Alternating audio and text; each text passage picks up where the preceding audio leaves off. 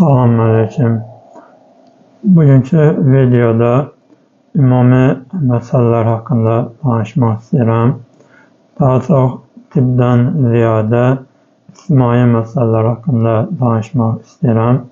Bu haqda bir video paylaşmışdım. Bu da bir digəridir. İnsanlar haqqında, çevrə haqqında, ailə haqqında fikirlərimi anlattığım bəzi videolar da vardır. Bu da onlardan biridir. Benim fikrime göre aile insan ile, yani aile insanların bir arada yaşadığı, hayatlarını devam ettirdiği ve yani ata, ana, uşaqların bir arada birlik halinde yaşadığı yani bir sistemdir. Bu herkese göre bu şekilde olabilir. Ama ki burada bazı meseleler, bazı detaylar, bazı ayrıntılar vardır ki bu birçok adamın fikirləşdiyi, lakin birçok adamın anlatmaq istəmədiyi və yaxud da anlatmağa bir növ çəkindiyi məsələlərdir deyilə bilər. Çünki dilə gətirildiyində daimi surətdə tənqid ateşinə tutulan məsələlərdir. Yəni belə deyilə bilər ki, mən gördüyüm qədərilə deyə bilərəm bunları. Əksəriyyətlə elədir ki, ailədə sistem o şəkildə qurulmuşdur ki, uşaqlıqdan bəri böyüdüyün müddətə qədər ailənin sözü keçir. Böyüyəndən sonra ailədən ayrıldıqdan sonra, uzaqlaşdıqdan sonra artıq öz sözün keçir. Bundan sonra da keçmişdəkilər o qədər də önemli gəlməməyə başlayır, yəni önemsizləşir, adiləşir. Yəni uzaqlaşırsan, yəni görsən belə arada ildə bir dəfə gəlirsən, 5 gün, 3 gün o qədər. Yəni, mənim fikrim bu şəkildədir. Və yaxud da belə bir şey də ola bilir ki, ata, ana yəni bir zaman çox böyük bir faydası dəymişdir. Ata-anasını sevir. Hatta ata-anasını taparcasına sevir. Yani Allah'ı unudur. Birbaşa atasını, anasını tapır. Mesela çok istediği bahalı bir maşını yazıp alır. Yani arkasına yazır ki yani atam sağ olsun, babam sağ olsun. Türkçelerde daha sağ olur. Sistem əksəriyyətlə bu şəkildə gedir. Mesela belə bir şey de vardır ki, her zaman bir müqayisə etmək vardır. Yani ev ki, filan kəsin uşağında bu var, bəhmən kəsin uşağı belədir, filan kəs belədir. Yəni, ağzınla quş belə tutsan, mütləq filan kəsin uşağı hinduşka tutmuşdur. Yəni, onu deyərlər. Yəni. Çünki onu demək bir tatmin hissi yaradır. Məsələn, mən əksəriyyətlə yəni, o dərs oxuyan uşaq tipi var, ev oxuyan, tələbə oxuyan uşaq. Biraz o tipdən olmuşam. Elə olanda belə şeydən olub, yəni məsələn, yenə bir şeydən müqayisə edilir. Məsələn, filan kəsin uşağı var, atası onun basıb döyür, mən arada döyürəm. Yəni, bir yerdən əkdik mütləq olur, yəni məsələn, sən niyə filan kəsin uşağı qədər döyülməmişsən, məsələn. Yəni, olur yəni, bu bastırılma istəyi hər zaman vardır, yəni ailədə bastırma istəyi vardır. O da yəni bir yerə qədər olur. Bir yerdən sonra da önemsiz gəlməyə başlayır. Ailədəkilər, ailə. Yəni bunun şəraiti yaradanda əslində yəni yetişdirilməli. Hər zaman bir müqayisə etmə. Filan kəsin uşağında bu var, falan kəsin uşağında bu var. Filan kəsdə bu var, bəhmən kəs uşağı var ya, nətəri sözə baxır. Yəni hər zaman bir müqayisə etmə istəyi və müqayisə edərək, yəni başqalarının daha yaxşı olduğunu göstərərək səni əkdik hissettirməsən, yəni eynisini edəsən atıya, anıya, əmiyə, dayıya, sənə qayıdıb deyər ki, sən kimsən ki, mən başqası ilə müqayisə edirsən. Yəni bastırma, mən böyüyəm, mən buradayam. Hər zaman bu bastırma hissiyatlara qədər işləyib, yəni damarlara qədər işləyib. Başqa, mən bir də onu da deyim ki, bu dediklərim bir çox adama ləzzət eləməyə bilər, şəxsi fikirlərimdir. Bu da ümumi kanaldır. İstəməyən yəni burada saxlayıb videodan çıxada bilər və ya da ələşdirib tənqiddə yaza bilər. Yəni istədiyimi saxlayaram, istəmədiyim son yorumu da silərəm. Yəni mənim şəxsi fikirlərimdir. Yəni mən qənaətim bu şəkildə. İstəyən baxar, istəməyən də baxmaz yəni. Bunu da demiş olum.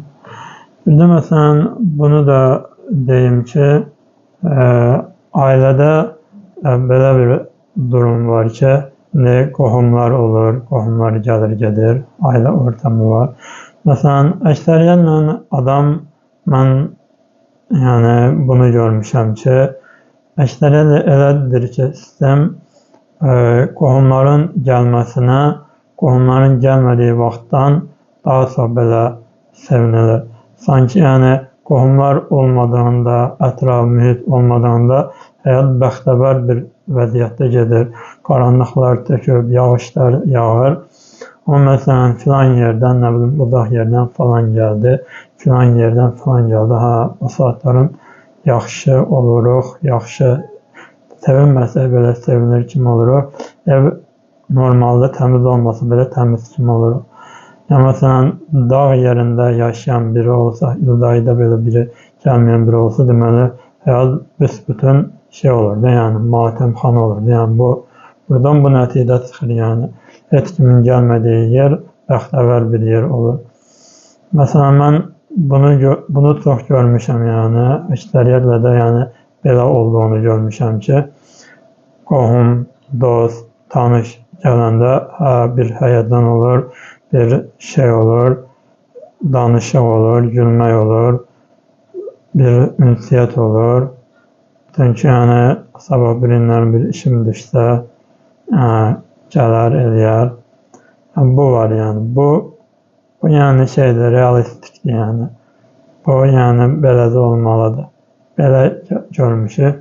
Atalarımız belə eləyib, babalarımız belə eləyib, atalarımızın elədiyinə inanırıq biz.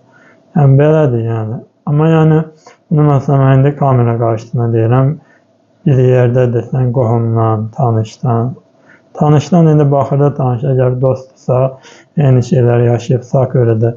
Amma əksəriyyətlə qohumla bunu danışdan və ya da ailədən danışdan sənə qayıdıb nə deyər? Elə şey olar. Sən nə danışırsan? Bunları sən hardan öyrənsən? Sənə öyrədən var. Filan kəsin, falan kəsi sənə nəsə deyil. Budur. Bu klasik ailə mentalitəsidir. Yəni, məsələn, bir kitab var, mən bu kitabı çox xoşlayırdım, bir sözü oxumuşdum. Stefan Covey, Etkili insanların 7 alışkanlığı. Stefanda yəni ünlü şeydə ailə danışmanı, insan ilişkilərində falan uzman bir adamdır. Bir adam gəlir, danışır belə məsələn açıqlayır. Deyir, yəni Stefan, oğlumla aram yaxşı deyil, yəni şey eləyəmirik, danışa bilmirik belə. Deyir, yəni nə qədər eləyirəm, yəni nə qədər danışıram, oğlumu yəni anlaya bilmirəm. Yəni Stefan deyir ki, anlaya bilmirsən elə, yəni sual verir ona. Deyir, nə qədər danışıram, anlaya bilmirəm. Stefan belə baxır buna, qayıdır deyir ki, yəni sənin dediyində balaca bir problem ola bilər sanki. Adam da deyir ki, nə problem ola bilər ki, hər şey deyirəm ona, hər şey anladıram filan, amma yenə də anlaya bilmirəm. Stefan axırda qayıdır deyir ki, dostum, sən oğlu anlaya bilmirəm deyirsən, amma daima özün danışırsan. Yəni, daima özün danışaraq qarşısındakına heç danışdırmadan nədən anlaya bilərsən nə düşündüyünü. Yəni, bu klassik bir şeydir də, yəni bir söhbət, danışıq modeli bu şəkildə, yəni. Deyir, ona hər şeyi anlattım, hər şeydən məsləhət verdim, hər şeydən izahat verdim, amma yenə də anlaya bilmədim. Sən anlamaya çalışmamısan ki, anlatmaya çalışmısan, sən nədən anlaya bilir deyə düşünürsən. Qayıdıb bir şey deyirsən, məsələn, bir şey deyən kimi aşırı bir reaksiya, etiraz, bu necə belə ola bilər, belə şey sən necə edə bilərsən?